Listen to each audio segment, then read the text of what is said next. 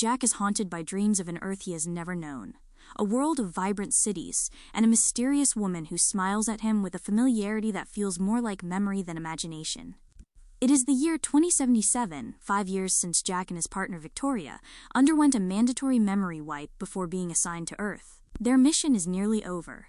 In 2 weeks, they are scheduled to leave the decimated planet and join the rest of humanity on Titan, a moon of Saturn. The world Jack inhabits is a graveyard of a former civilization. 50 years ago, an alien species known as scavengers destroyed the moon, triggering cataclysmic earthquakes and tsunamis that leveled the globe. Though humanity eventually won the war using nuclear weapons, the cost was the planet itself. Now the survivors live on the Tet, a massive tetrahedral space station orbiting Earth, serving as a gateway to the new colony on Titan. Jack and Victoria remain behind as an effective team, stationed in a high-altitude tower to oversee hydro rigs that convert the ocean's water into fusion energy for the new colony.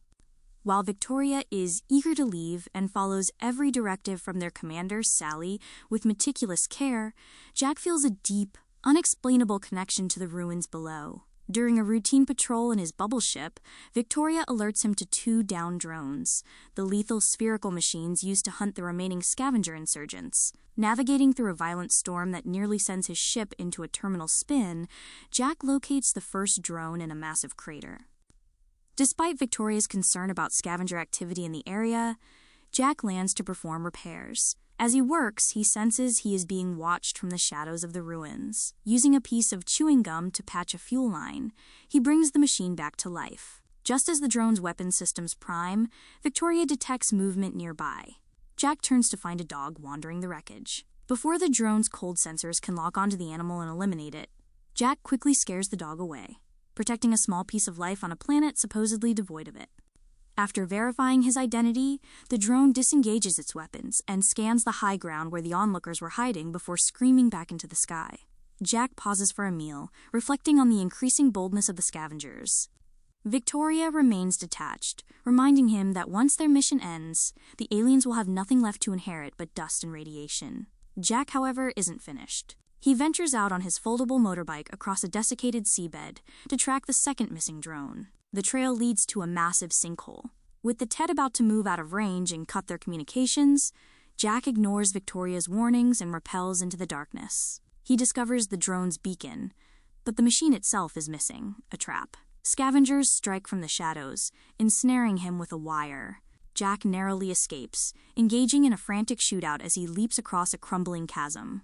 Just as he is about to be overwhelmed, the drone he repaired earlier arrives, incinerating the attackers with clinical precision.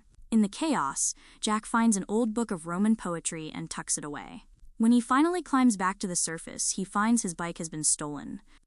Back at the Sky Tower, Jack's mind remains restless. While he scrubs away the grime of the wasteland, flashes of a life in old New York flicker behind his eyes. He attempts to share a small piece of the world with Victoria by gifting her a flower he found, but she coldly discards it, fearing biological toxins. To Victoria, the surface is a threat. To Jack, it is a mystery he isn't ready to leave. Over dinner, he shares a chilling observation.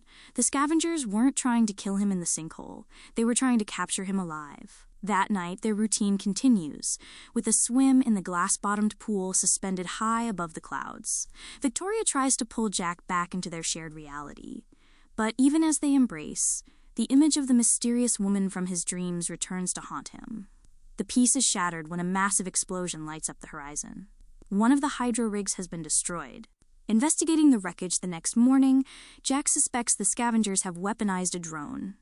He intercepts a rogue signal being beamed off-planet, originating from the ruins of the Empire State Building. Navigating the skeletal remains of the skyscraper, Jack finds a makeshift antenna broadcasting a set of coordinates to deep space.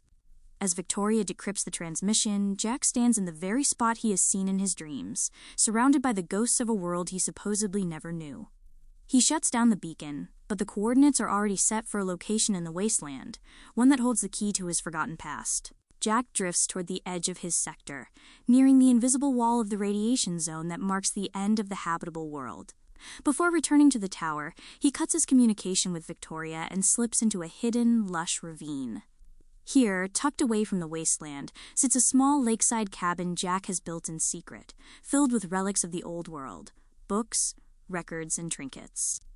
He puts on a Led Zeppelin album and rests, falling into a deep sleep where the mysterious woman from his dreams appears again at the Empire State Building. The piece is shattered when a streak of fire tears through the sky.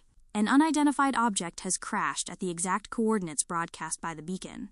Victoria, relaying orders from the Tet, tells Jack to stand down and let the drones handle it, but Jack defies the command. He arrives at the crash site to find ancient, pre-war hibernation pods. To his horror, he realizes the survivors inside are human. Among them is the woman from his dreams. Before he can process the discovery, the drones arrive.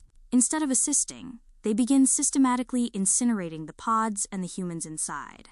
Jack stands his ground, placing himself between Drone 166 and the final survivor. He manages to disable the machine and rescue the woman, dragging her pod back to the safety of the Sky Tower. When the survivor is revived, she wakes in a panic, coughing up suspension fluid. Seeing Jack, she immediately calls him by name. She introduces herself as Julia, but her presence creates an immediate, sharp tension. Victoria is cold and suspicious, explaining that the Earth she knew is gone, and that humanity has moved on to Titan. When Julia asks how long she has been in stasis, Jack delivers the staggering truth: 60 years. Julia is confused by the world she has woken up to, and grows silent when she sees Jack and Victoria holding hands. Sensing Victoria's growing hostility, Jack begins to question his own reality, asking Victoria if she has any memories from before their wipe, or if she recognizes Julia. Victoria refuses to engage, dismissing Julia as a scavenger trap. Desperate for answers, Julia insists on recovering the flight recorder from her crashed ship, the Odyssey. She tells Jack that they both need to know the truth about what happened in space 60 years ago. Despite Victoria's warning that she can no longer protect him, Jack takes Julia back to the ruins. As they reach the wreckage, Victoria watches them through the ship's camera, her jealousy and fear mounting. Julia finds the flight recorder among the remains of her crew, but as she pulls the data, the shadows around them begin to move. Without warning, the scavengers strike, knocking Jack unconscious. As he and Julia are dragged into the darkness, Jack's vessel automatically returns to the Sky Tower. The following morning, Victoria realizes Jack is missing. Fearful and protective, she avoids telling Sally the full truth, instead reporting that Jack has gone off-comm and requesting a drone to scout his last known position. Jack wakes in a dimly lit, cavernous chamber, restrained and interrogated by a voice reciting the Roman poetry from the book he found. A man named Beach emerges from the shadows, lighting a cigar. He challenges Jack's reality, asking if he has ever truly seen a scavenger or wondered why he is forbidden from entering the radiation zones. When the lights flicker on, Jack is stunned to see a building filled with people. These are not aliens. They are the last of the human resistance, hiding in the ruins of Earth from the very drones Jack has been repairing. Beach explains that the drones are programmed to hunt humans. He reveals that the Resistance has salvaged the reactor from Julia's ship and intends to combine it with drone fuel cells to create a nuclear device. Their plan is to use a captured drone to deliver the bomb to the heart of the Tet and end the war once and for all. However, the drone's biometric locks require Jack's DNA to reprogram it. Jack refuses to help, but the situation turns dire when a drone, tracking Jack's signal, breaches the facility. A brutal skirmish follows, ending only when the Resistance fighter Sykes destroys the machine. Realizing Jack won't help them yet, Beach releases him and Julia, giving Jack a cryptic final instruction. The truth he seeks lies within the forbidden radiation zone. Jack and Julia retreat to the ruins of the Empire State Building, where Jack signals Victoria that he is alive. While waiting for his ship to arrive, the wall between Jack's dreams and reality finally collapses. Julia reveals the truth of their mission 60 years ago. They were part of a research flight to Titan that was diverted to investigate an alien object, the Tet. Standing on the observation deck, she tells him that she is his wife, and that he had proposed to her in this very spot. As the pieces of his identity begin to fit together, Jack's ship arrives. Victoria, watching through the vessel's remote feed, sees Jack and Julia embracing in a moment of undeniable intimacy. When they return to the Sky Tower, the atmosphere is electric with betrayal. Victoria locks the doors, refusing to let them in. Jack pleads with her, explaining that they have been lied to, and that Julia is his wife. Blinded by heartbreak and her programmed loyalty to the mission, Victoria ignores his protests and contacts the Tet to report Julia's presence, effectively signing their death warrants. The betrayal at the Sky Tower takes a lethal turn when a drone, activated by Victoria's report, emerges from its bay. Jack pleads with Victoria one last time to leave with him, but she is paralyzed by her devotion to the mission. The machine shows no such hesitation, incinerating Victoria in a cold burst of fire. Before it can turn its sights on Jack, Julia destroys it.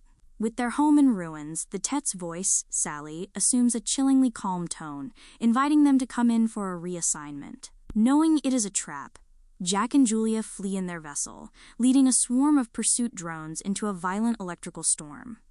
After a grueling aerial dogfight, Jack manages to destroy his pursuers, but a collision with drone 166 forces them down into the heart of the forbidden radiation zone. There, the desert sand hides a staggering truth. Jack spots another technician and approaches him, only to find himself staring into his own face. This is Jack 52. The two clones engage in a desperate struggle, driven by confusion and instinct. During the fight, Julia is accidentally wounded by a stray shot. Jack 49 eventually incapacitates his double and manages to shut down a nearby drone by harvesting its fuel cell. Realizing Julia needs urgent medical attention, he steals Jack 52's ship and flies to the alternate Sky Tower. Inside, he finds a duplicate of Victoria and a duplicate of his life, realizing he is merely one of thousands of expendable tools.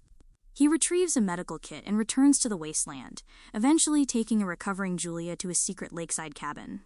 In the quiet of the ravine, Jack mourns the man he was, but Julia reassures him that it is his memories and his choices, not his origin, that make him human. Driven by a new purpose, Jack returns to the human resistance. Beach reveals the final, horrifying truth. When the Tet arrived 60 years ago, it didn't just destroy the moon. It launched an invasion of Earth using an army of Jack Harper clones. Jack and Victoria were once real astronauts, captured and repurposed into a weapon against their own species. The Tet is nothing more than a cosmic parasite, moving from planet to planet to harvest resources until they are depleted. Beach explains that he had spent years looking for a soul among the clones, finally finding it when he saw Jack 49's curiosity and his act of mercy in saving Julia. As Jack begins the delicate task of programming the captured drone to carry the nuclear payload, Beach reflects on the long war, expressing a final wish, to be there to see the look on the face of the Tet when the humans finally strike back. The mission to the Tet is a one-way trip, but for Jack and the survivors, it is a price worth paying. As the Resistance prepares the drone for its final flight, the Tet's response is swift and brutal. 3 drones breach the facility, turning the hideout into a battlefield. In the chaos, many lives are lost. Beach is mortally wounded while destroying one machine, and the reprogrammed drone intended to carry the nuke is obliterated. With their primary plan in ruins, Julia proposes a desperate alternative. The Tet previously demanded that Jack bring her to the station for a reassignment. They can use this to their advantage. Jack will take her in a hibernation pod, hiding the nuclear device inside. Standing before a painting of an old world they both loved, they share a final, heartbreaking goodbye. Jack places Julia into the pod, tells her to dream of them, and secures the explosive. As Jack pilots his vessel toward the massive tetrahedral station, he listens to the recovered flight recorder from the Odyssey. The truth finally crystallizes. Jack was the original commander of the mission, Victoria was his co-pilot, and Sally was the voice of NASA mission control back on Earth. When their ship was pulled into the alien craft 60 years ago, Jack had managed to eject the hibernation module containing Julia and the rest of the crew, saving them even as he and Victoria were captured and cloned. Approaching the Tet in the present, Jack requests permission to land, claiming he is delivering the survivor. The station grants him entry, and as he flies through the inner sanctum, he passes thousands of dormant clones of himself and Victoria, an assembly line of organic tools. He lands at the heart of the machine, where the Tet's true form, a massive, sentient artificial intelligence, welcomes him home. Jack opens the pod, but it isn't Julia who emerges. It is Beach, clinging to life just long enough to see the end. Jack had secretly left Julia safely at the lakeside cabin, choosing to sacrifice himself and the leader of the Resistance instead. As the drones on Earth converge on the last human survivors for a final slaughter, Jack and Beach trigger the nuclear device. The explosion is cataclysmic, tearing the Tet apart from the inside. Deprived of their central signal, every drone on Earth instantly shuts down, falling harmlessly to the ground. 3 years later, Julia lives in the peaceful ravine by the lake, raising the daughter she conceived with Jack before the final mission. The silence of the wilderness is broken by the arrival of the surviving resistance members, led by Sykes. Among them is Jack 52.